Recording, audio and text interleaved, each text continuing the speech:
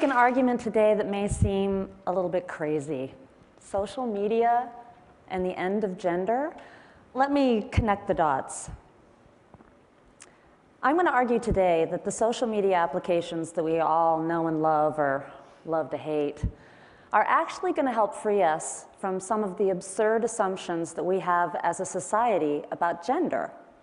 I think that social media is actually going to help us dismantle some of the silly and demeaning stereotypes that we see in media and advertising about gender. If you hadn't noticed, our media climate generally provides a very distorted mirror of our lives and of our gender, and I think that's going to change.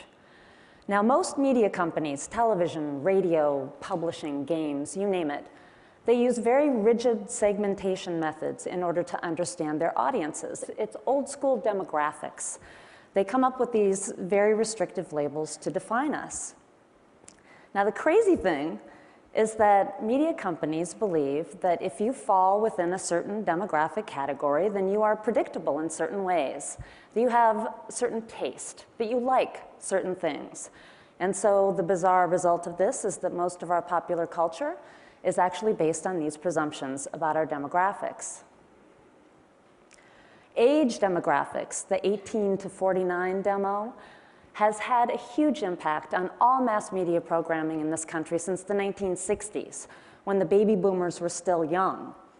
Now they've aged out of that demographic, but it's still the case that powerful ratings companies like Nielsen don't even take into account viewers of television shows over age 54. In our media environment, it's as if they don't even exist.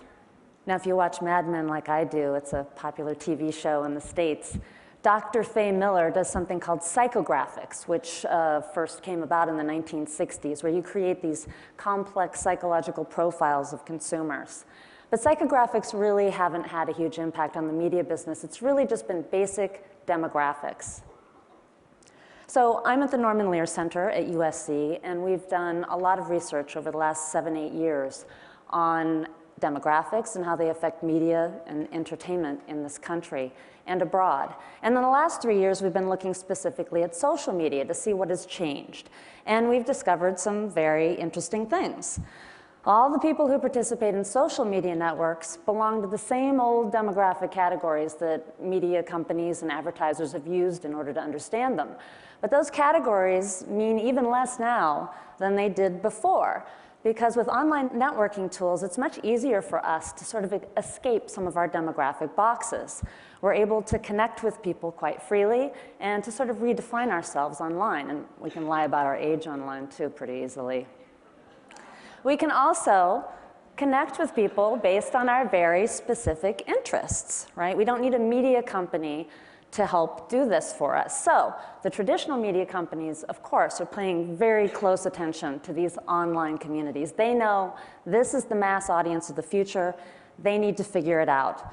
But they're having a hard time doing it because they're still trying to use demographics in order to understand them, because that's how ad rates are still determined.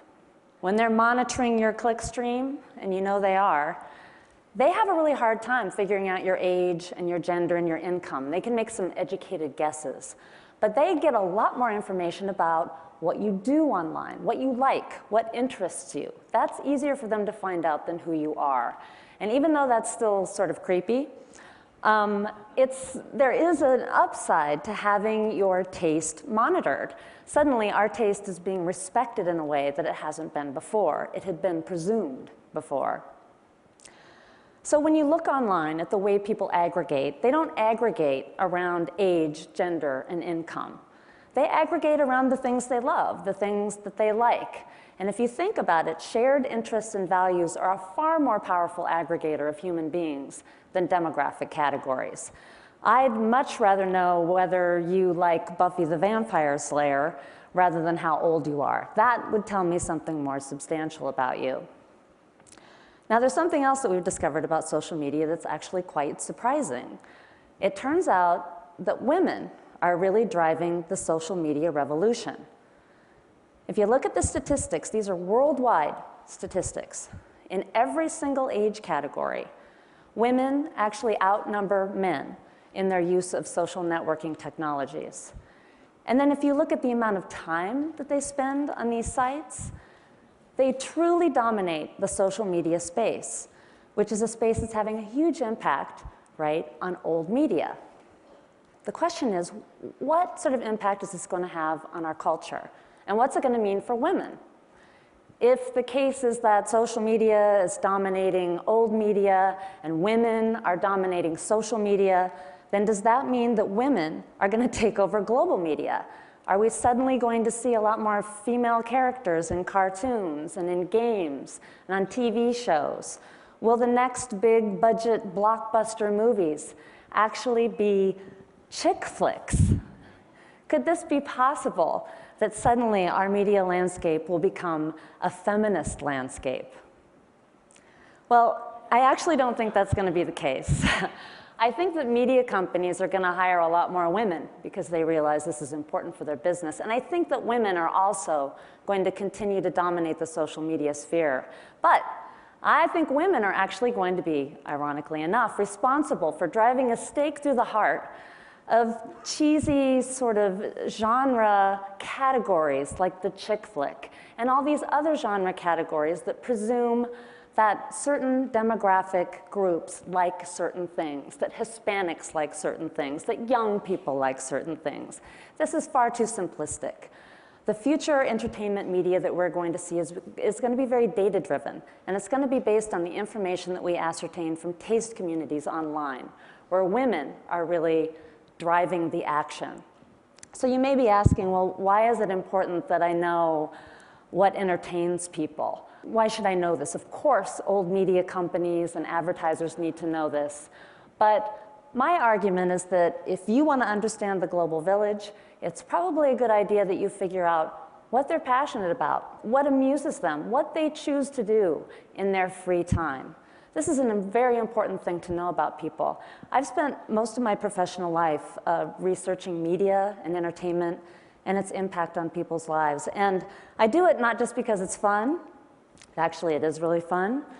But also because our research has shown over and over again that entertainment and play have a huge impact on people's lives.